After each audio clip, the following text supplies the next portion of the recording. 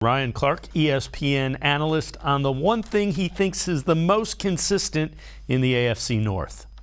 The Cleveland Browns have the one thing that is the most sure in the entire AFC North right now, and that's their run game. You know that they're going to be physical up front, and that Nick Chubb, his running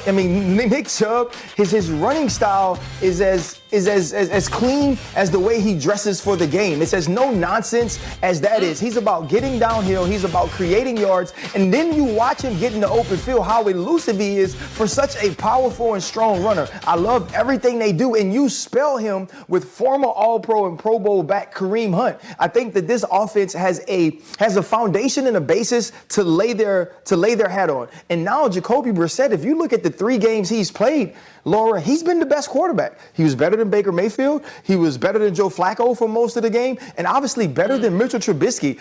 This team can be in the playoff hunt when we see Deshaun Watson return. And if you're AB, the general manager, or if you're Kevin Stefanski, the head coach, you have to feel very good about where this team sits 3 weeks into the season, especially when you factor in if the defense doesn't go haywire and short circuit, you beat the New York Jets as well. And Tim, that's kind of the way the local media viewed it. They were pretty good, and it's kind of playing out that way. Nothing's assured. They have to keep playing well and try to get 5, 6, 7 wins. Yeah, and I mean, I look at kind of ahead these next 5 games. I kind of was looking at the schedule. You know, we talked about, you know, these first 4 games are looking to be very easy in NFL terms. Then the next 4 is looking more like a gauntlet before the bye. And then, of course, you get the 3 tough tests before Deshaun Watson can come back.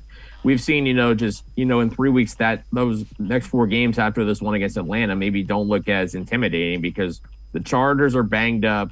The Patriots probably might not have Mac Jones for that game, and Baltimore's defense can be thrown upon. We saw what Tua Tagovailoa did in week 2 and to an extent what Mac Jones did on Sunday. But Ryan Clark brought up a good point, just the consistency of Nick Chubb, that rarely does he have a bad game. Rarely is there a game where the offensive line just can't create traction. They can't create holes. They can't, break off one big run. And where I think, when they get that one decent game, that's when things start to go well for them. And even the New York Jets, who have a pretty good run defense, once Nick Chubb kind of got going a little bit into that fourth quarter, that's when the Browns really started to get in control of that game before, obviously, the defense let that go. But, it starts with the offensive line. If they're blocking well up front, it makes any running back's job easier. You combine that with one of the best backs in football, and you have a really good combination. And then you get complimentary play from your quarterback in certain situations when you need it, when you need him to be crisp in the short pass game, when you need him to make some of those intermediate throws, when you need him to make some third down throws more often than not. When you get all those things together, those are the key ingredients that add up to wins.